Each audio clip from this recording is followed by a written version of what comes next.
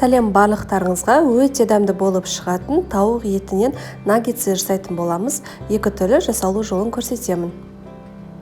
Ең алдымен бізге керегі филе, одан соң дәміне қарай дәмдеуіштермен де бұл жерде тұз, карри, қара бұрыш және де қызыл бұрыш. Алдымен тауықтың етін кесіп аламыз бірнеше бөліктерге. Қалыңдығы қатты қалың болмау керек.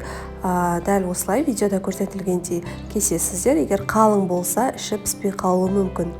Барлығын кесіп алдын ала дайындап қоямыз.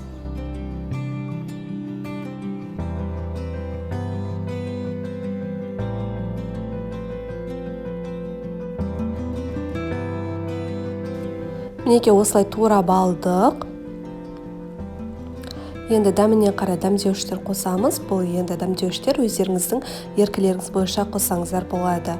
Және де кішкене ғана сұйық май немесе оливковое масло құйып жіберіп, жақсылап араластырып, бетін жауып, кемінде 2-3 сағатқа қалдырамыз.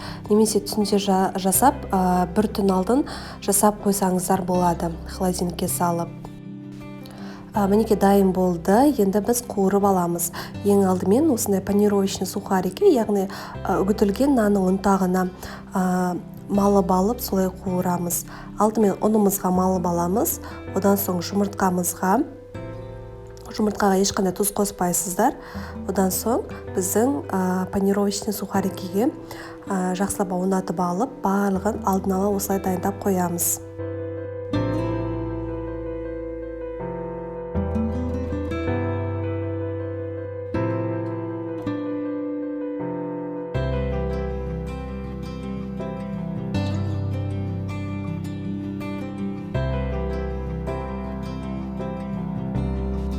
Мінекей дайын болды. Енді екінші түрі мен осындай арнайы наггетс жасайтын қоспада қуыратын боламын. Бұл кез келген супермаркеттерде немесе магазиндерде сатылады.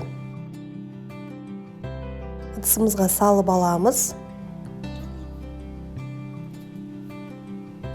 Одан соң біздің тауық етімізді алдымен жұмыртқаға аунатып аламыз.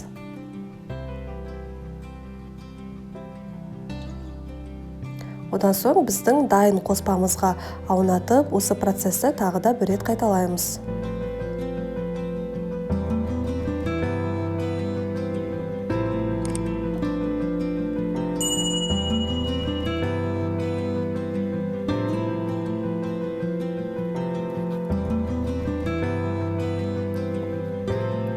Ыдысымызға қойып, қалған барлығын осылай жасап алып, дайындап қоямыз.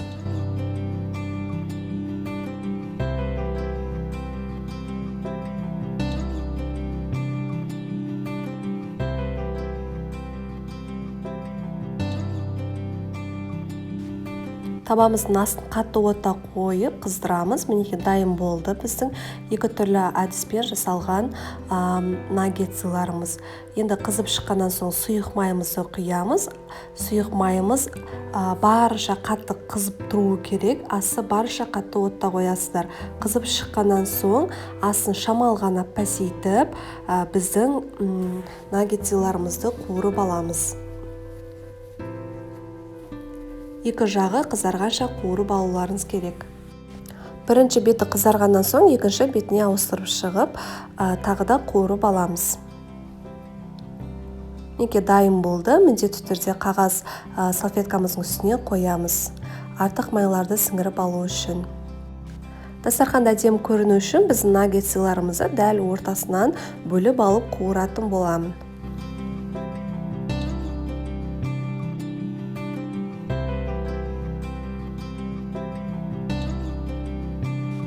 Енді екінші түрінде қуырамыз. Асты қызарғанша қуырып аламыз.